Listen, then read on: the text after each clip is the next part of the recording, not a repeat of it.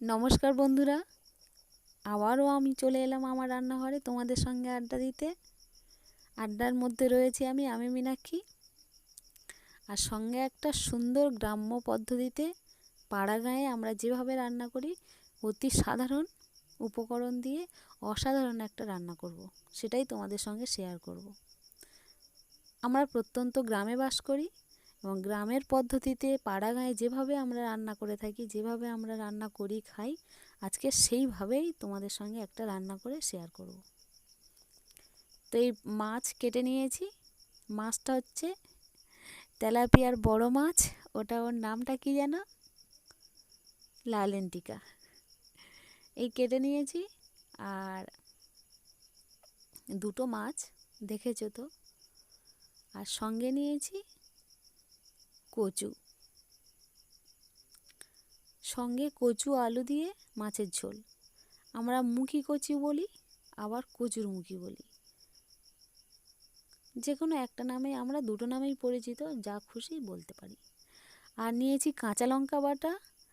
আর আমরা সব সময় যে উপকরণটা বাটি, সেটা হচ্ছে জিরে, ধনে, মৌরি। আর সঙ্গে নিয়েছি সামান্য একটু পেঁয়াজ আর সামান্য একটু টমেটো কুচি। এই আমার রান্নার উপকরণ।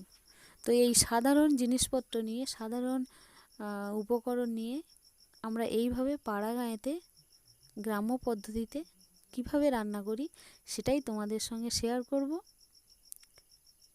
তো এই অল্প সময়ের মধ্যে সাধারণ উপকরণ দিয়ে কিভাবে রান্না করা হয়,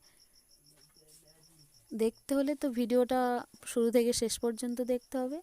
আশা করছি তোমাদের ভালো লাগবে। আর ভালো লাগলে কমেন্ট শেয়ার করতে ভুলো না, আর আমার জানাতে কিন্তু ভুলো না। তো মাছগুলো নুন আর হলুদ দিয়ে মাখিয়ে নিচ্ছি।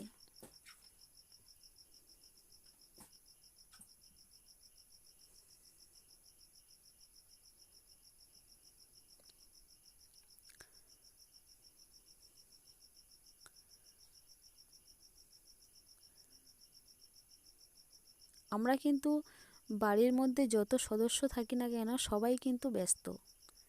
সকাল থেকে সন্ধে পর্যন্ত সবাই ব্যস্ত। তবু তার মধ্যে, ব্যস্ততার মধ্যে যত তাড়াতাড়ি, যত হুটোপুটি ছুটোছুটি করে আমরা যে রান্না করি, খুব সাধারণভাবে কিন্তু অসাধারণ লাগে খেতে। তো তেল গরম হয়ে গেছে কড়াতে, আর এই গরম তেলে মাছগুলো ভেজে নেব।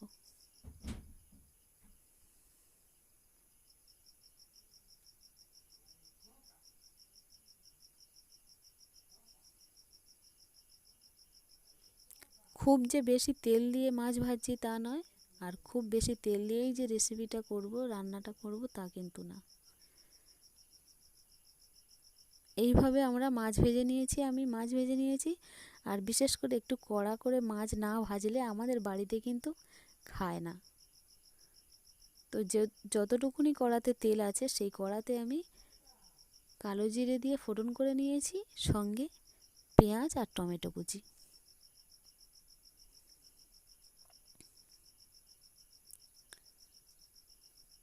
এই পেঁয়াজ আর টমেটো কুচি কিন্তু বেশি নাড়াচাড়া করছি না, অল্পের মধ্যে কচু আর আলু দিয়ে দিলাম।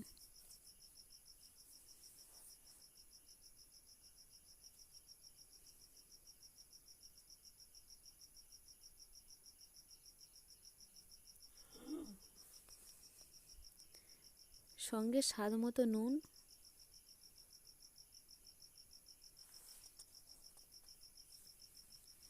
আর পরিমাণ মতন হলুদ।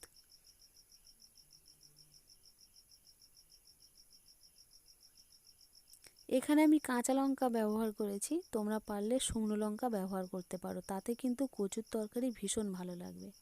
তবে গুঁড়ো না দিয়ে যদি শুকনো লঙ্কাটা বেটে দিতে পারো, তাহলে কিন্তু আরও ভালো লাগবে।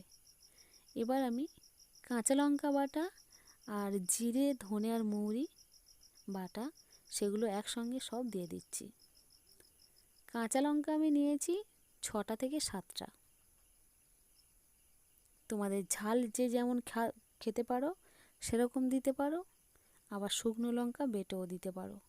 কচুর তরকারিতে কিন্তু বাটাটা ভীষণ পছন্দের।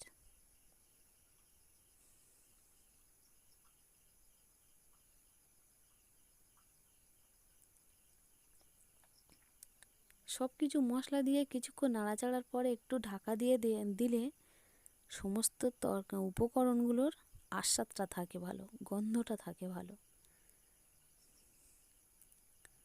ঢাকা খুলে নাড়াচাড়ার পরে কিন্তু এবার জল দিয়ে দিচ্ছি, বাটনা বাটা জল আর এমনি জল।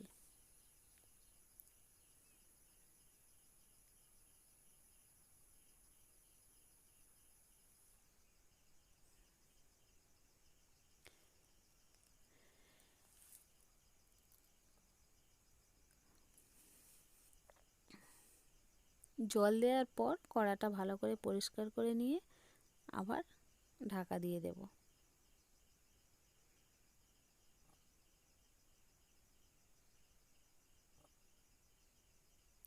তো বন্ধুরা, গ্রাম্য পদ্ধতিতে পাড়াগাঁয়ে আমরা যেভাবে রান্না করি কচু মাছের ঝোল, দেখলে কেমন, খেতে কিন্তু অসাধারণ। তো কেমন হয়েছে জানাতে কিন্তু ভুলো না কমেন্টের মাধ্যমে। আর জানার জন্য আমি কিন্তু অপেক্ষায় রইব। তরকারিটা কিন্তু প্রায় রেডি, মাছটা এবার ঢেলে দেব।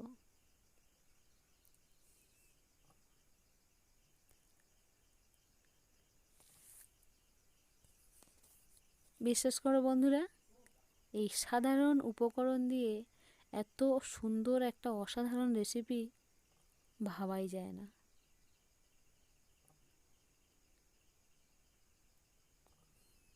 তো বন্ধুরা, কচু দিয়ে মাছের ঝোল আমার রেডি।